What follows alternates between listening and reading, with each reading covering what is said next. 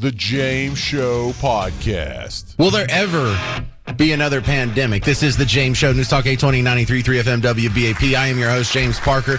Because Anthony Fauci did an interview over the weekend, and he said, yeah, of course we're going to have another pandemic. Not just no, Fauci. That's a hell no from the Parker camp. We're never doing this again. But here he is. And then there's the transformative, if I might use that word, experience that we've all had now in year 5 of COVID. So the thought that we won't have another pandemic, I think, is naive at best and just not completely unrealistic at worst. So to rephrase your question, I'm convinced that there will be another pandemic, and that's the reason why we have to be perpetually prepared to prevent the terrible impact of a pandemic. No way. Not happening. Not after what we just saw in 2020. The lie after lie. Wasn't everything about that a lie? Even if we actually do have a for real pandemic this time with a for real deadly virus that has more than a 1% mortality rate, even if they drop off the full blown Ebola, if we have the Ebola virus from the Kevin Spacey movie Outbreak, or he's not liked anymore, from the Cuba Gooding Jr. movie Outbreak, even if we have, the little rhesus monkey that was running around biting people, even if we have that virus, I'm not tolerating a shutdown. Again, you shouldn't either. I hope nobody does. In fact, I found it wildly disappointing how many of us just rolled over during the first shutdown. I was like, okay, I guess I'll let you shut down my business and shut down my kids' school. And I mean, the church is where I thought we would really have the sort of a Alamo moment where it's like, all right, you're not going to let us go to church. Clearly that's in not just our founding documents, but sort of the whole thrust behind the founding of this country entirely. And I figured we would all show up by the droves, just tens of millions of Christians showing up at church, getting arrested. Nah, we all sat at home like a bunch of babies. Well, the problem with that is even if there is a real pandemic, even if there is the Ebola virus, we shouldn't even let that happen again for a second. And I don't think we will. But this guy, of course we'll have it. Really? Of course we will? And did you hear the sort of lie at the very beginning here of his statement? And then there's the transformative, if I might use that word, experience that we've all had now in year 5 of COVID. Bro, year 5 of COVID. COVID's been over for 3 years. COVID was a 2-year thing. To act like he's still acting like we're in the middle of a pandemic now. He's still acting like we're in an emergency. There's people out there still taking their boosters. When's the last time did you take any booster? I hate to brag here, but I never took any boosters. Thank you very much. I never took any original vaccine. Thank you very much. It's like, well, I had to take the vaccine to keep my job. Well, I did too. So old James was unemployed for a minute there. It's not that big of a deal. I was fine. I figured it out. But look, here is Hope Walls. This is Tim Walls' daughter. This guy came really close to being our vice president about a year ago. And his daughter's out there, yep, got my latest COVID booster, got my latest flu vaccine. This is insane. What are you even getting the COVID shot for? It doesn't keep you from getting it. It doesn't keep you from spreading it. It doesn't keep you from being hospitalized. It doesn't keep you from dying. What is even going on with these people? How hard do these people have to be brainwashed to still be getting a booster in year 5 of the COVID pandemic? Here's Hope Walls. I got my COVID and flu vaccines today, and I'm so happy about that. I got them for a few reasons. One, because it's the right thing to do for myself, but also for everybody around me, and also a little bit out of spite.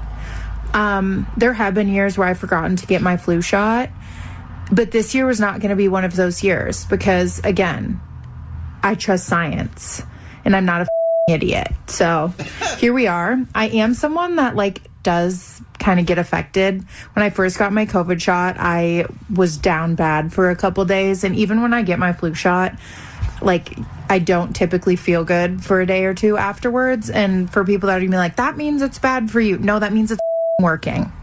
That's how that works. And it's well worth it to protect myself, but also everybody around me, especially when I work with vulnerable communities. my civic duty at this point. So go get your vaccines. CVS made it like so easy. Oh my God. Did you slap your forehead? Did you wreck your car listening to that? Just because it made me sick for a couple days doesn't mean it's bad for me. It means it's working.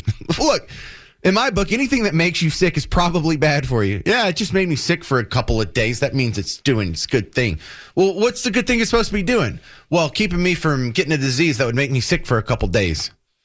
So it gave you the thing that you're trying to avoid, and you're like, see, it works. Wow. Just, that's, mind is blown. If you are this brainwashed, how do you talk someone out of that? It's like the global warming people. They're like, oh, yeah, it's really cold this fall. Well, that's global warming, too. Oh, yeah, it's raining, global warming. It's a drought, global warming. Sea levels rising, global warming. Sea levels not rising, global warming.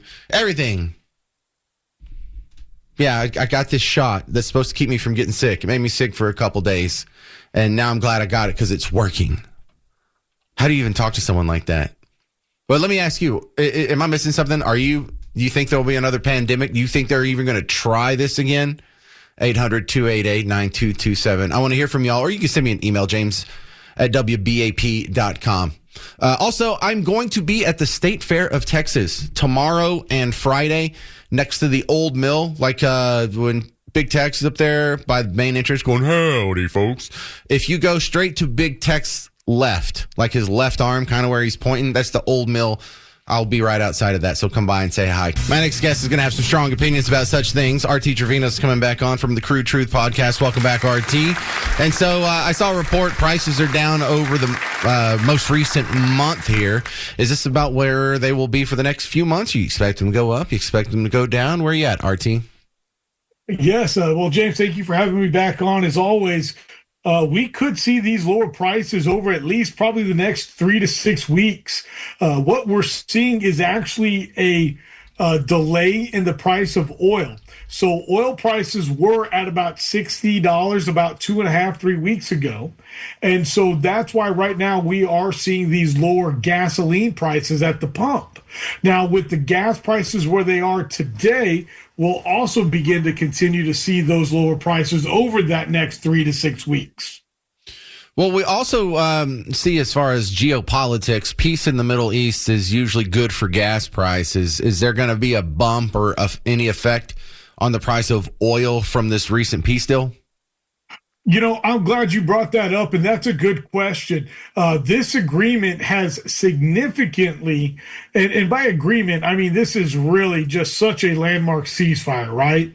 But it significantly has reduced the geopolitical risk premium, James, that's always baked into oil prices. So that's always what has been elevated due to the fear of broader Middle East escalation, you know, whether it's the Iran dispute or the shipping routes in the Red Sea. So when you saw so many countries and a lot of OPEC countries at that signing ceremony yesterday, that really did ease a lot of tension.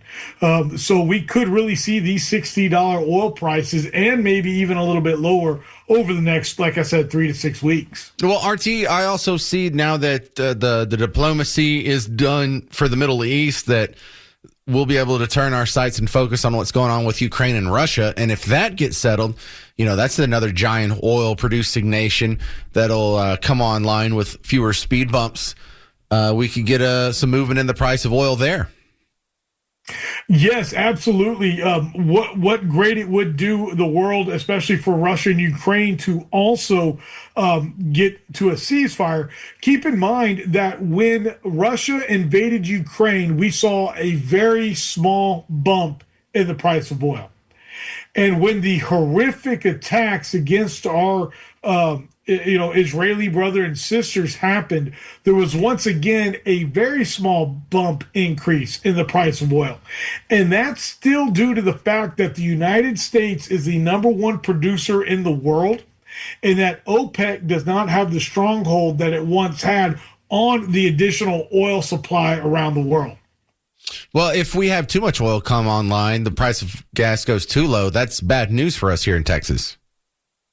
That is absolutely true. And, one of the broader economic implications is that those lower oil prices could benefit, a lot of importing regions like Asia and not really benefit America, because at the end of the day, that 75 is still a great place for oil and gas companies to make a good dollar every day and every year.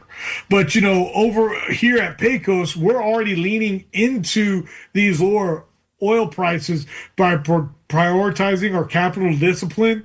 And so with this efficiency, we really want to lower our costs and get out higher output. And of course, without skimping on any of that safety right now. How would you explain a downhole pump to someone who knows nothing about the oil industry? Great question. A downhole pump is what actually moves the oil up the wellbore to then get moved into the pump, into the tanks. The pump unit at the top of the that we all see actually drives that downhole pump, that when it goes down, it actually sucks up the oil. And when it comes up, that downhole pump is actually sucking up the oil. And what is the job of a roustabout? Man, a roustabout, we couldn't do anything without great roustabout hands that are always out there helping run line, fix pipe or put pipe together, maybe even do a little plumbing or welding. They are just a great person that's got a lot of skill and a lot of different the skills. Yeah, explain to people the difference between a roustabout and a roughneck. Well, that one there, I'm going to say that they are very close to the same, but with some differences, and I'm going to leave it at that. Fantastic. We hear all these terms out in the country. I don't think city people are as firsthand with the oil industry as we are out there, but, I grew up in the patch, so I just love passing along the words. What's coming up on the Crude Truth podcast this weekend, RT? Yes, great. Thank you as always for asking, James. We've got on Congressman Pat Harrigan of North Carolina. We're talking about the government shutdown and how this affects not only the government jobs and the federal employees, but all the subcontractors out there that are not technically government employees, and how we're going to lose billions of dollars in the United States economy as the Schumer shutdown continues. Is this because y'all can't get new permits or leases or inspections or something to that effect? Here in the state of Texas, we get our permits here. So fortunately, knock on wood, right now we are still moving pretty forward here at the state level. Yeah, I was under the impression y'all wouldn't be stopped at all. Who is getting slowed down by the shutdown in the oil industry? Well, right now, obviously, our servicemen and women in the armed forces, and unfortunately, the Democrats have voted no 8 or 9 times in a row now to even get them paid. And so I just want to thank all those men and women out there for all their hard work in protecting this great nation. All right. Thank you very much, RT Trevino on the Crude Truth podcast. Appreciate you being on the James Show, sir. Thank you, sir. Talk to you soon. All right, and I need to issue a correction. Garrett rightfully pointed out when we went to break there. I said I was going to be at the State Fair broadcasting live for the next 2 days. No, it's Thursday and Friday. I just forgot today's Tuesday. I was kind of hoping it was Friday. Turns out it's Wednesday. No, it's still just Tuesday. But no, I'll be out there Thursday and Friday in front of the old mill to Big Texas Left by not too far from the front entrance. So come by, say hi.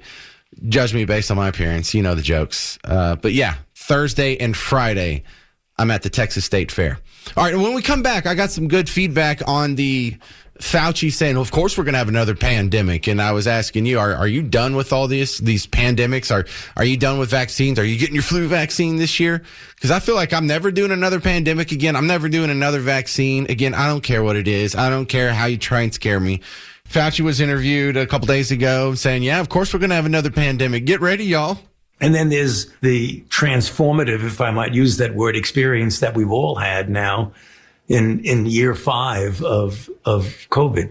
So the thought that we won't have another pandemic, I think is naive at best and just not completely unrealistic at worst. So to rephrase your question, I'm convinced that there will be another pandemic, and that's the reason why we have to be perpetually prepared to prevent the terrible impact of a pandemic.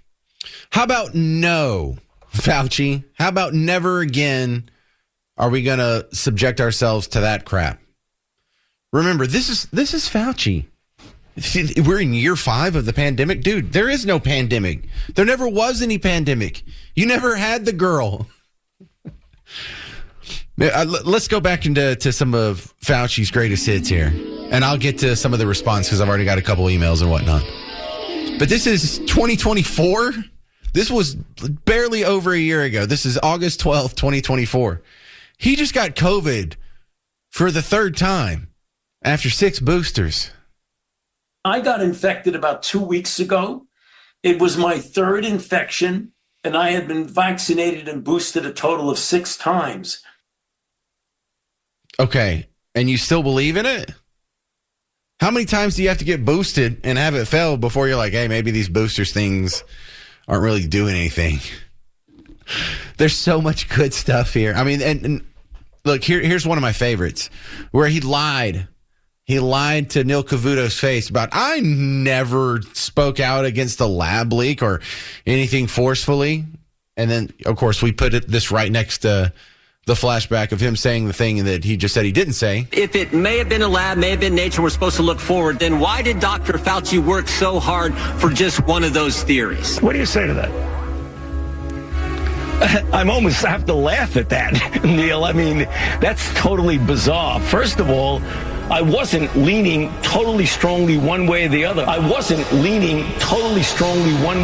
Flashback. What I do feel strongly about is that this was a spillover from an animal species to a human. Strongly suggesting that, in fact, it was a natural occurrence. Very strongly indicating that it was a natural spillover. Strongly points to this being a natural occurrence. Pointing much more strongly towards a natural occurrence. Very, very strongly. Strongly favors a natural occurrence. I wasn't leaning totally strongly one way or the other. It is very, very strongly leaning towards this could not have been artificially or deliberately manipulated. God, I love that montage. It's one of the best. All right, now here's what people have been saying back to you.